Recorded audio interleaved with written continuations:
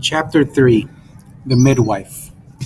Her name was Jane. She was known in the village as Jane the Midwife. Because of her sharp nose and sharp glance, Beetle always thought of her as Jane Sharp.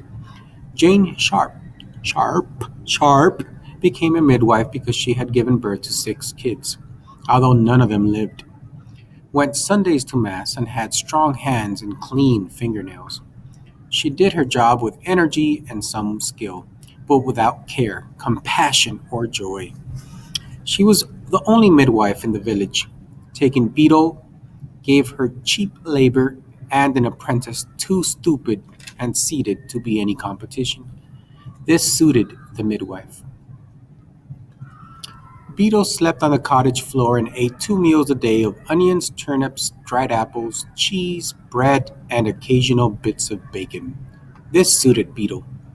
And so Beetle remained the midwife's apprentice as spring drew near and new green shoots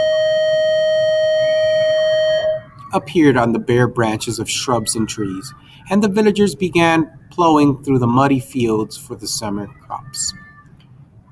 Beetle sometimes feared Jane Sharp was a witch, for she mumbled to herself, and once a pail of milk curdled as she passed. But mostly she knew Jane was just what she appeared, a woman neither too young nor old, neither fat nor thin, with a sharp nose and a sharp glance, and a wimple starched into sharp pleats. Each morning Beetle started the fire, blowing on the night's embers to encourage them to light the new day's scraps. She swept the cottage's earth floor, sprinkled it with water, and stamped it to keep it hard packed. She roasted the bacon and washed up the mugs and knives and sprinkled fleabane about to keep the fleas down. She dusted the shelves, packed with lugs and flasks and leather bottles of dragon dung and mouse ears, frog liver and ashes of toad, snail jelly, borage leaves, nettle juice, and the powdered bark of blade alder tree. In the afternoon, Beetle left the village for the woods, where she gathered honey, trapped birds, and collected herbs, leeches, and spiders' webs. And the cat went with her. When they were called, she accompanied the midwife to any cottage where a woman labored to birth her baby, provided that the woman could pay a silver penny or a length of newly woven cloth, or best layer in the henhouse.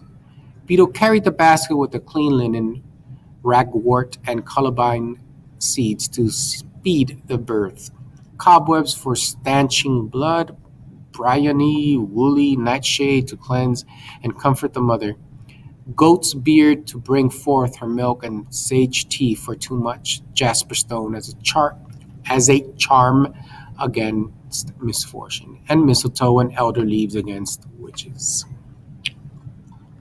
Beetle waited outside while the midwife did her magic within. The first time they were called to a cottage, Beetle vied to go in, but Jane slapped her, calling her clodpole and shallow-brained whiffer, and made her stay outside where she wouldn't get in the way. Often she called Beetle in when it was over to clean out the soiled straw bed and wash the linen, while Jane and the new mother sipped feverfew and nutmeg brewed in hot ale. And once she sent the girl back to the cottage to brew some blackcurrant syrup to fight a new mother's fever. Beetle began to think perhaps she was kept out, not because she was stupid, but to keep her in ignorance of the midwife's skills and spells, and she was right. As the weather warmed and the villagers began digging long furrows in the field to take the seed, Beetle found herself doing more and more of the collecting and stowing and brewing, while Jane spent her time haggling over her fees. Twice the midwife refused to come to laboring mothers who had nothing to pay, and so the unfortunate women had to bring forth their babies with none but a neighbor to help. The midwife's greed angered the villagers, but they needed her, and so took out their anger not on Jane, but on her apprentice, needed by no one. Beetle endured their anger and their taunts in silence and complained only to the cat, who listened and sometimes rubbed his head on her legs in sympathy. When spring arrived with soft breezes and meadows grown green, the villagers began sowing early peas and barley, followed by the village boys who threw stones at the hungry birds trying to eat the seed. I would like to beat the crap out of these boys. Jack and Watt threw stones, too, at Beetle and the cat who followed her, which made the villagers laugh. Beetle was only the midwife's stupid apprentice, and no one cared to them. And no one cared to them. One morning, not too long before May Day, Rate, the weaver's daughter, laid down in the field and declared her baby was coming right there and then. Her father, Robert Weaver, and her husband, Thomas the Stutterer, tried to carry her back to the cottage, but she screamed and threw her arms about, so there was nothing to do but mound up some clean straw for a bed and bring the midwife out to the field. Jane looked at the girl, settled the fee with Thomas, and rolled up her sleeves. She sent Beetle back to the cottage to pack a basket of necessaries. And don't drop or forget anything, you with the brains of a chicken, and don't dawdle. Beetle grabbed bottles off the shelf and bunches of dried herbs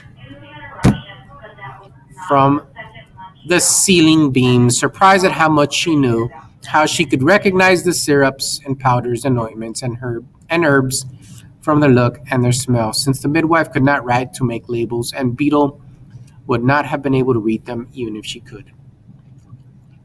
Kate was laboring in the field, not at plowing or sowing or weeding, but making a way for her baby into the world. As Beetle watched, Jane moved Kate up onto her knees and shouted, "Push, you cow! If an animal can do it, you can do it." And Kate pushed, and Jane, the midwife, eased the child out of his mother and into her hands. It put Beetle in mind of the time she got the cat out of the bag, and she temporarily forgave the midwife her sharpness for the magic of her spells and the miracle of her skills. After that, Beetle took to watching through the windows when the midwife was called. In that way, she learned that midwifery was as much about hard work and good sense and calm free tonic as spells and magic.